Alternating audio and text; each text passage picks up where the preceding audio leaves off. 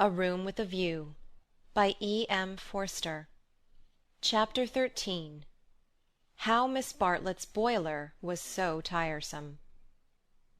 How often had Lucy rehearsed this bow, this interview! But she had always rehearsed them indoors, and with certain accessories which surely we have a right to assume. Who could foretell that she and George would meet in the rout of a civilization, amidst an army of coats and collars and boots that lay wounded over the sunlit earth? She had imagined a young Mr. Emerson, who might be shy or morbid or indifferent or furtively impudent. She was prepared for all of these. But she had never imagined one who would be happy and greet her with the shout of the morning star. Indoors herself, partaking of tea with old Mrs. Butterworth, she reflected that it is impossible to foretell the future with any degree of accuracy, that it is impossible to rehearse life. A fault in the scenery, a face in the audience, an irruption of the audience on to the stage, and all our carefully planned gestures mean nothing, or mean too much. "I will bow," she had thought. "I will not shake hands with him. That will be just the proper thing." She had bowed, but to whom? To gods, to heroes, to the nonsense of schoolgirls. She had bowed across the rubbish that cumbers the world. So ran her thoughts, while her faculties were busy with Cecil. It was another of those dreadful engagement calls. Mrs. Butterworth had wanted to see him, and he did not want to be seen. He did not want to hear about hydrangeas, why they change their colour at the seaside. He did not want to join the C.O.S. When cross he was always elaborate, and made long, clever answers where yes or no would have done. Lucy soothed him and tinkered at the conversation in a way that promised well for their married peace. No one is perfect, and surely it is wiser to discover the imperfections before wedlock. Miss Bartlett, indeed, though not in word, had taught the girl that this our life contains nothing satisfactory. Lucy, though she disliked the teacher, regarded the teaching as profound, and applied it to her lover. "Lucy," said her mother when they got home, "is anything the matter with Cecil?" The question was ominous. Up till now Mrs. Honeychurch had behaved with charity and restraint. "No, I don't think so, mother. Cecil's all right." "Perhaps he's tired." Lucy compromised. Perhaps Cecil was a little tired. "Because otherwise—" She pulled out her bonnet-pins with gathering displeasure. "Because otherwise I cannot account for him." "I do think Mrs. Butterworth is rather tiresome, if you mean that." "Cecil has told you to think so. You were devoted to her as a little girl, and nothing will describe her goodness to you through the typhoid fever. No, it is just the same thing everywhere." "Let me just put your bonnet away, may I?" "Surely he could answer her civilly for 1/2 hour?" "Cecil has a very high standard for people," faltered Lucy, seeing trouble ahead. "It's part of his ideals. It is really that makes him sometimes seem—" "Oh, rubbish! If high ideals make a young man rude, the sooner he gets rid of them the better," said Mrs. Honeychurch, handing her the bonnet. "Now, mother, I've seen you cross with Mrs. Butterworth yourself." "Not in that way. At times I could wring her neck, but not in that way. No, it is the same with Cecil all over." "By the by, I never told you. I had a letter from Charlotte while I was away in London." This attempt to divert the conversation was too puerile, and Mrs. Honeychurch resented it. "Since Cecil came back from London, nothing appears to please him. Whenever I speak, he winces. I see him, Lucy. It is useless to contradict me. No doubt I am neither artistic, nor literary, nor intellectual, nor musical. But I cannot help the drawing-room furniture. Your father bought it, and we must put up with it. Will Cecil kindly remember?" I see what you mean, and certainly Cecil oughtn't to. But he does not mean to be uncivil. He once explained, It is the things that upset him. He is easily upset by ugly things. He is not uncivil to people." "Is it a thing or a person when Freddy sings?" "You can't expect a really musical person to enjoy comic songs as we do." "Then why didn't he leave the room? Why sit wriggling and sneering and spoiling everyone's pleasure?" "We mustn't be unjust to people," faltered Lucy. Something had enfeebled her, and the case for Cecil, which she had mastered so perfectly in London, would not come forth in an effective form. The two civilizations had clashed. Cecil had hinted that they might, and she was dazzled and bewildered, as though the radiance that lies behind all civilization had blinded her eyes. Good taste and bad taste were only catchwords, garments of diverse cut, and music itself dissolved to a whisper through pine-trees, where the song is not distinguishable from the comic song. She remained in much embarrassment while Mrs. Honeychurch changed her frock for dinner, and every now and then she said a word, and made things no better. There was no concealing the fact. Cecil had meant to be supercilious, and he had succeeded. And Lucy, she knew not why, wished that the trouble could have come at any other time. "Go and dress, dear. You'll be late." "All right, mother." "Don't say all right and stop. Go." She obeyed, but loitered disconsolately at the landing window. It faced north, so there was little view, and no view of the sky. Now, as in the winter, the pine-trees hung close to her eyes. One connected the landing window with depression. No definite problem menaced her, but she sighed to herself, "Oh dear, what shall I do? What shall I do?" It seemed to her that everyone else was behaving very badly, and she ought not to have mentioned Miss Bartlett's letter. She must be more careful. Her mother was rather inquisitive, and might have asked what it was about. Oh dear, what should she do? And then Freddy came bounding upstairs, and joined the ranks of the ill-behaved. "I say, those are topping people." "My dear baby, how tiresome you've been! You had no business to take them bathing in the sacred lake. It's much too public. It was all right for you, but most awkward for everyone else. Do be more careful. You forget the place is growing half suburban." "I say, is anything on tomorrow week?" "Not that I know of."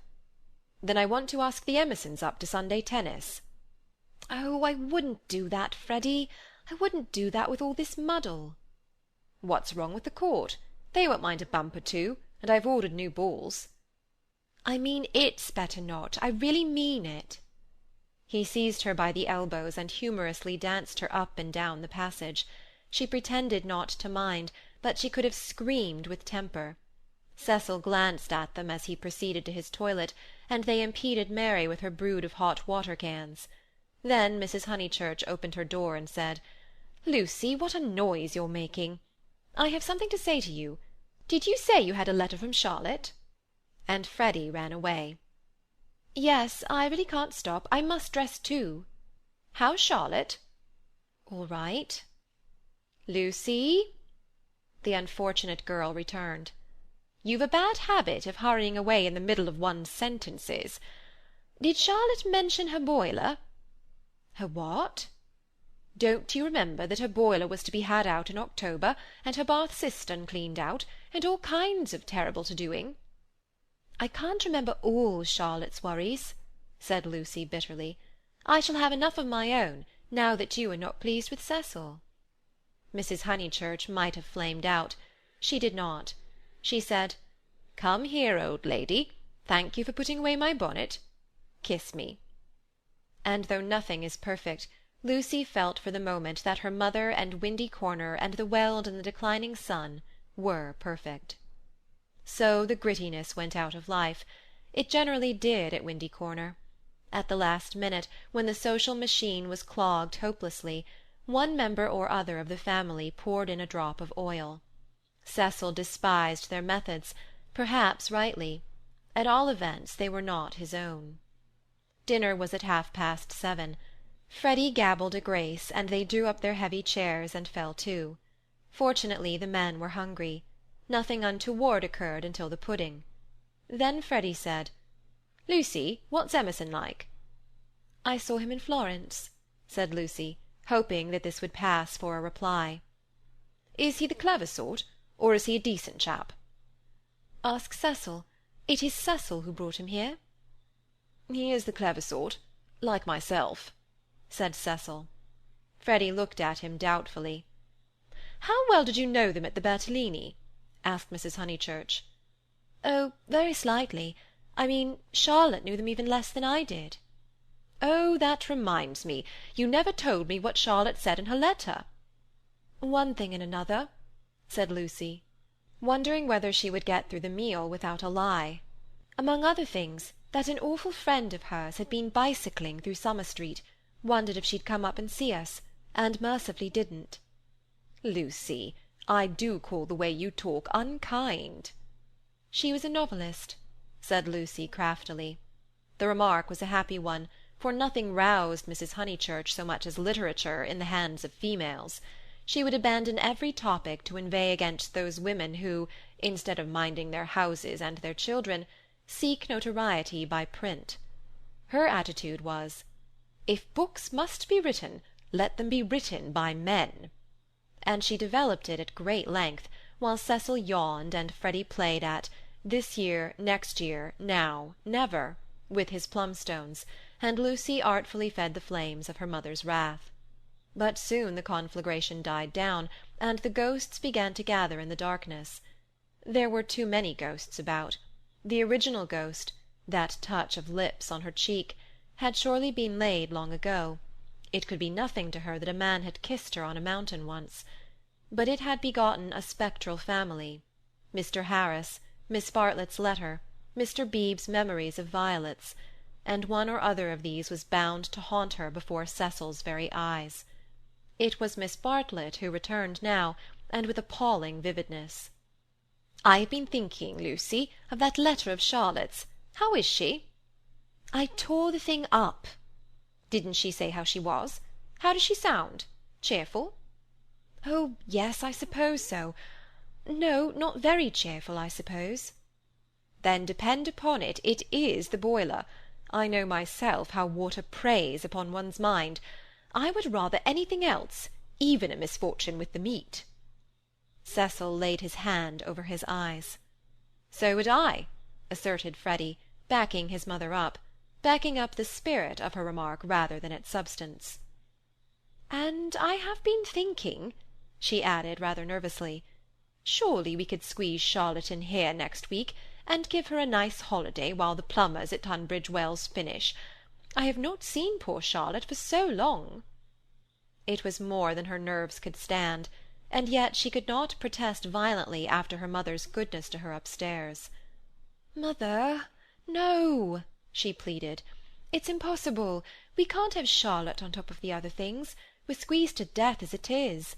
Freddy's got a friend coming Tuesday. There's Cecil. And you've promised to take in Minnie Beebe because of the diphtheria scare. It simply can't be done." "Nonsense, it can." "If Minnie sleeps in the bath, not otherwise." "Minnie can sleep with you." "I won't have her."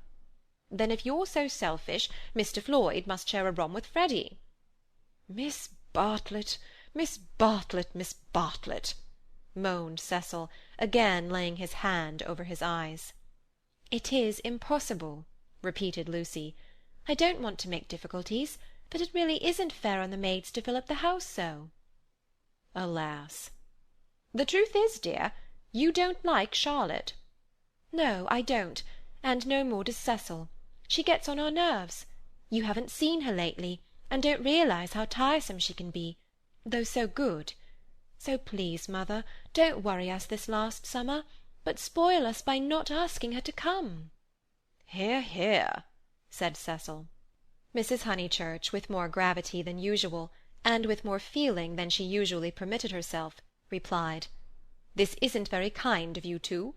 You have each other, and all these woods to walk in, so full of beautiful things, and poor Charlotte has only the water turned off and plumbers. You are young, dears, and however clever young people are, and however many books they read, they will never guess what it feels like to grow old." Cecil crumbled his bread. I must say cousin Charlotte was very kind to me that year I called on my bike," put in Freddy. "She thanked me for coming until I felt like such a fool, and fussed round no end to get an egg boiled for my tea just right." "I know, dear. She is kind to every one, and yet Lucy makes this difficulty when we try to give her some little return." But Lucy hardened her heart. It was no good being kind to Miss Bartlett. She had tried herself too often and too recently. One might lay up treasure in heaven by the attempt, but one enriched neither Miss Bartlett nor any one else upon earth. She was reduced to saying, "I can't help it, mother. I don't like Charlotte. I admit it's horrid of me."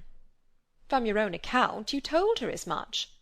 "Well, she would leave Florence so stupidly. She flurried." The ghosts were returning. They filled Italy. They were even usurping the places she had known as a child. The sacred lake would never be the same again, and on Sunday week something would even happen to Windy Corner. How would she fight against ghosts? For a moment the visible world faded away, and memories and emotions alone seemed real. "I suppose Miss Bartlett must come, since she boils eggs so well," said Cecil, who was in rather a happier frame of mind, thanks to the admirable cooking. "I didn't mean the egg was well boiled," corrected Freddy, "because in point of fact she forgot to take it off, and as a matter of fact I don't care for eggs. I only meant how jolly kind she seemed." Cecil frowned again. Oh, these Honeychurches! Eggs, boilers, hydrangeas, maids, of such were their lives compact. "May me and Lucy get down from our chairs?" he asked, with scarcely veiled insolence. "We don't want no dessert." Chapter 13